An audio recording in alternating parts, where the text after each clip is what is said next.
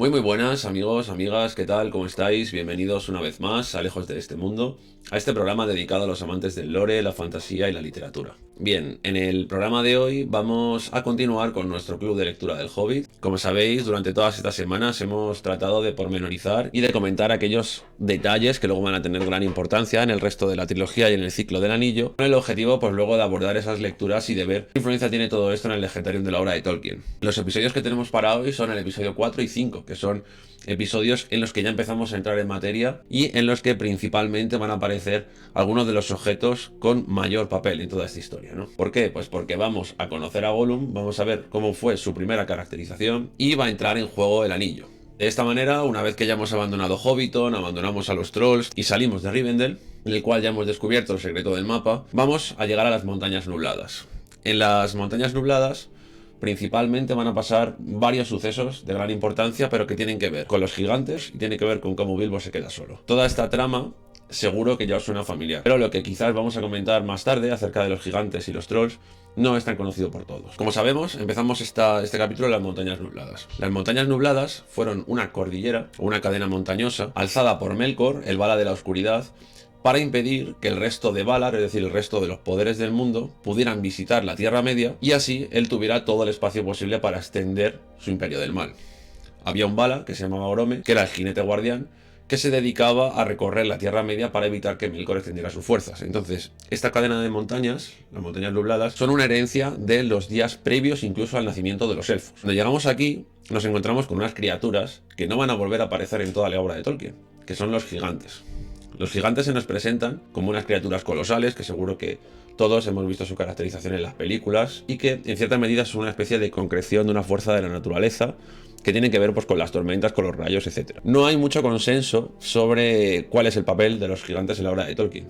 Algunos opinan pues, que simplemente fue una ocurrencia que tuvo para situar. Hay una excusa narrativa que guiase a la compañía de Thorin de las montañas nubladas a las cavernas de los Trasgos. Esto es posible porque en cierta medida no se han vuelto a nombrar, pero puesto que, como hemos dicho muchas veces, El Hobbit es una novela que cuando se escribió no había ninguna ambición de situarla dentro del imaginario general de Tolkien, todo lo que son los días antiguos, lo que luego fue el Silmarillion, El Señor de los Anillos, pues simplemente hay que concebirlos como un elemento que está en un lugar, que no vuelve a aparecer y que tiene un carácter anecdótico.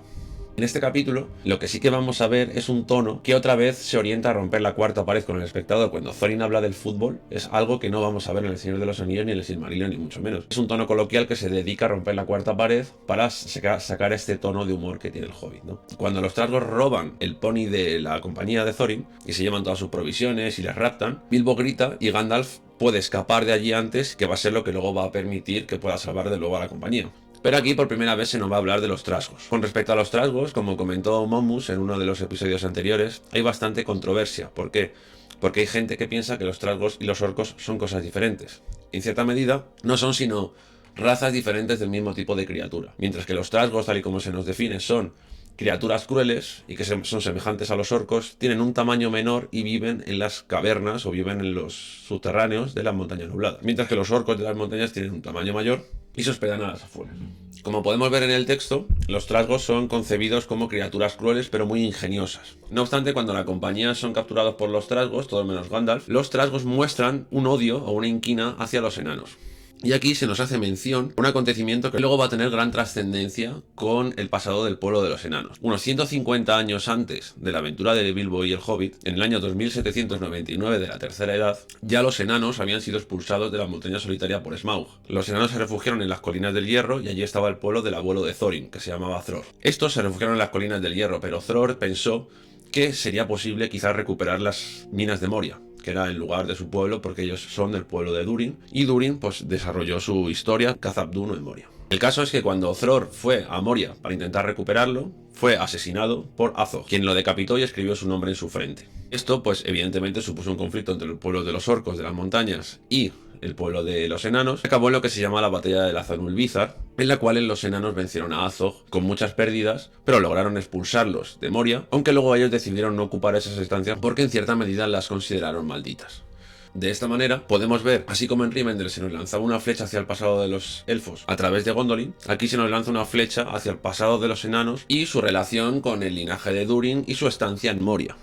¿no? Por lo que resulta muy interesante. Esta es una foto, una ilustración de la batalla de Lazanul Bizar, en la cual antes había fallecido Thror, el abuelo de Thorin, y en la que lucharía su padre Thrain. Y él también, que fue donde cogió su apodo de escudo de roble. Con esto ya sabemos cómo acaba el episodio. Gandalf reaparece, mata al rey de los Trasgos, logran escapar de allí, los Trasgos se dispersan porque esta comunidad parece tener una especie de mente colmena en la cual una vez que se decapita a su líder, una vez que se mata a su líder, ellos pierden todo control sobre el grupo hasta que posteriormente puedan o no reagruparse, y entonces ellos logran escapar y se pierde Bilbo. Aquí podemos fijarnos en una cosa muy interesante, ¿vale? Aquí hay una pinza narrativa. Una pinza narrativa es cuando un mismo patrón de una historia se repite en dos lugares diferentes de esa historia y estos lugares quedan unidos formalmente, por así decir, porque la forma en la que suceden las cosas se parece. Como podemos ver, aquí la forma en la que Gandalf salva a los enanos se parece mucho a la forma en la que Gandalf salva a los enanos de los trolls. Aparece en el último momento y los salva y los saca de allí y se van. No obstante, este episodio también es un poco pinza narrativa de todo el episodio de Moria en la Comunidad del Anillo. Como podemos ver, toda esta historia ocupa un lugar parecido en la historia general dentro de cada novela y además Gandalf es quien salva a cada una de sus compañeras respectivas, primero la de Thorin, luego la del Anillo.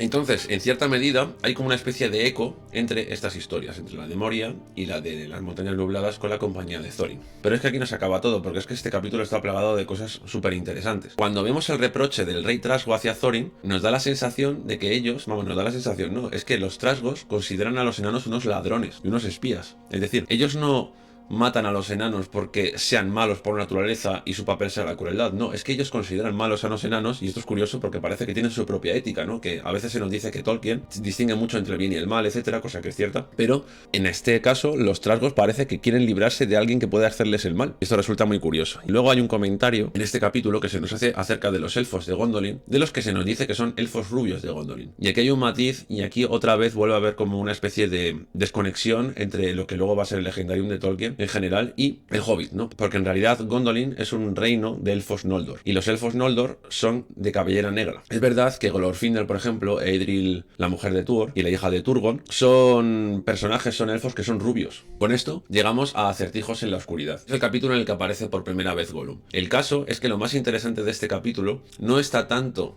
en lo que pasa como en lo que está alrededor, ¿no? Parece que siempre decimos lo mismo, pero es que es increíble cómo lo hace Tolkien. Es muy sutil. La trama del capítulo es muy simple. Bilbo se cae, Bilbo pone la mano por accidente sobre el anillo, se encuentra con Gollum, juega las adivinanzas con él, hace trampas, logra escapar, se pone el anillo por suerte otra vez en el dedo, se hace invisible, logra escapar casi por suerte por un desliz, que dice Tolkien, de las manos de Gollum, se escapa de los Trasgos y entonces va fuera de las Montañas Nubladas.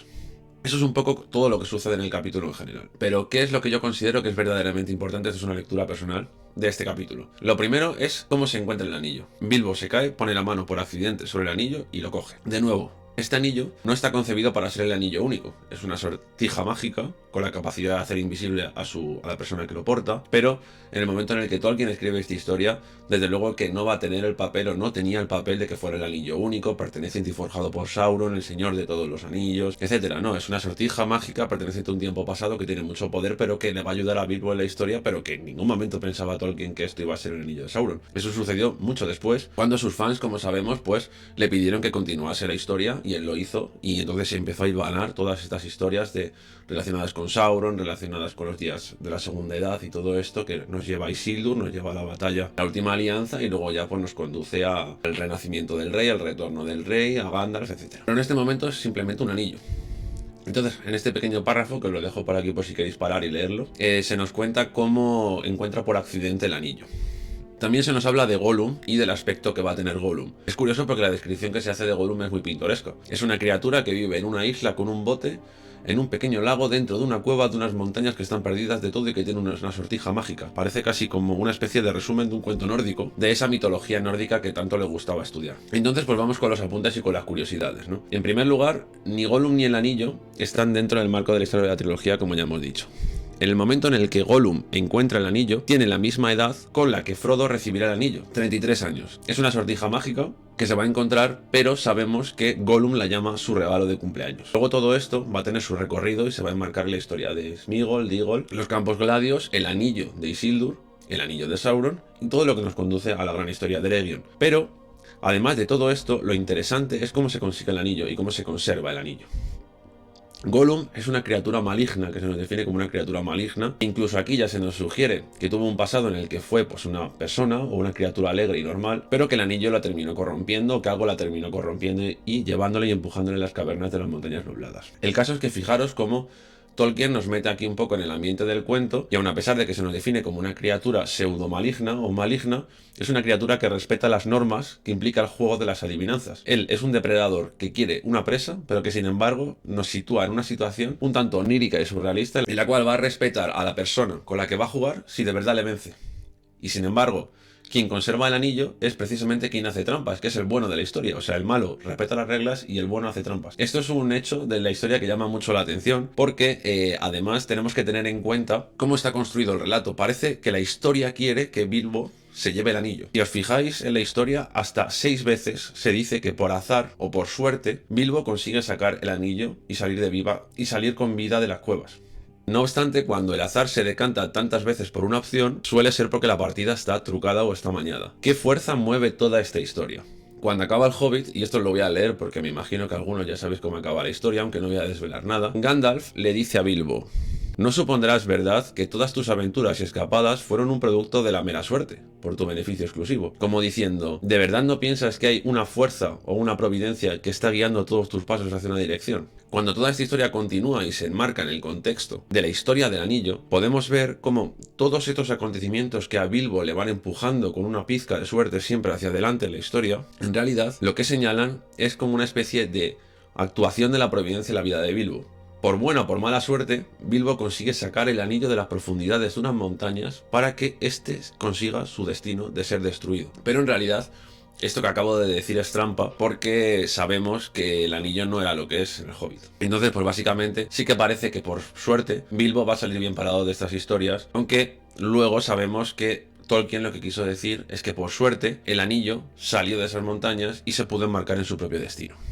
Con esto un último comentario que hace referencia a la que es mi frase favorita del Señor de los Anillos. Cuando Bilbo da el salto y logra salir de las cavernas de las montañas nubladas, tiene la oportunidad, siendo invisible, de matar a Gollum. Cuando en el capítulo Sombras del Pasado, Frodo le pregunta a Gandalf que por qué Bilbo no mató a Gollum en esa ocasión y no liberó a Frodo de todos los males que trajo el chivatazo de Gollum a Sauron cuando le pilló y delató a la comarca, Gandalf le dice estas palabras a Frodo. Le dice: la lástima fue lo que frenó la mano de Bilbo. Muchos vivos merecerían la muerte y algunos que mueren merecen la vida.